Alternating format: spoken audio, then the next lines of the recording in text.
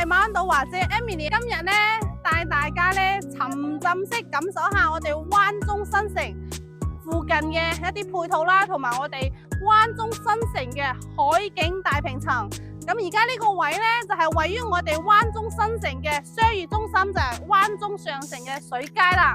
咁好多香港朋友咧翻嚟咧，其實都知道呢個商業中心咧已經係5月份已經開放啦，陸續好多商家咧已經入駐啦，包括我哋嘅一啲咖啡廳啦、茶飲店啦，包括我哋嘅雲南菜啦、江西菜啦、潮汕牛肉火鍋啦，仲有我哋好多嘅一啲蛋糕店啊，同埋一啲 IP 主題嘅一啲卡通樂園嘅店都係開放咗啦。咁呢個灣中上城水街咧，亦都係馬鞍島首個大型嘅商業綜合體，包括佢亦都有個內街區同埋外街區，包括佢係有白天嘅一啲商業同埋晚上嘅酒吧風情街都係有嘅。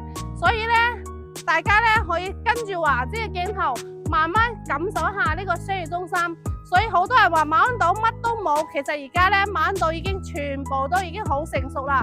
包括呢度去碼頭咧，只需要10分鐘嘅時間行過去就 OK 啦。咁翻出嚟，我哋嘅灣中新城嘅住宅啦，包括我哋公館啦，公館裡面有好多嘅商業嘅酒店啦、特色民宿啦。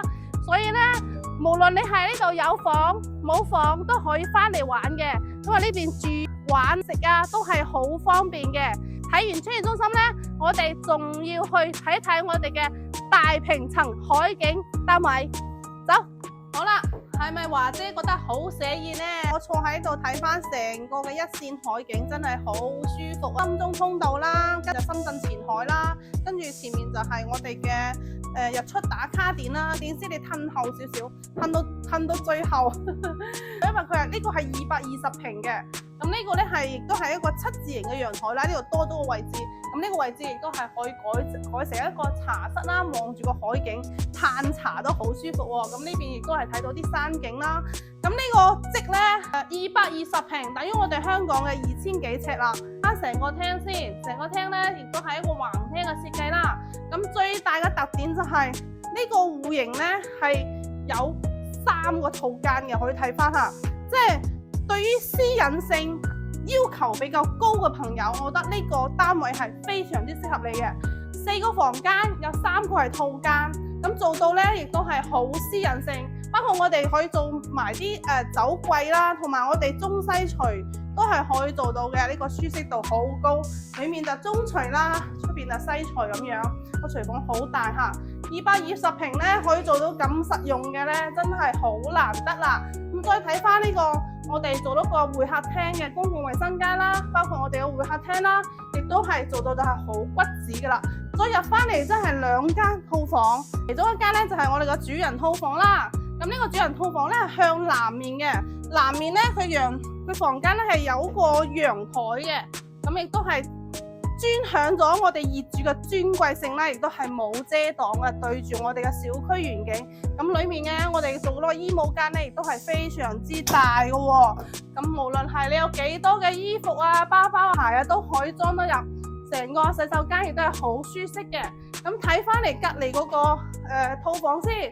咁呢個戶型咧，好多香港朋友咧都覺得哇，喺大陸呢邊可以有咁舒適嘅海景單位，如果係放喺香港，究竟係值幾錢呢？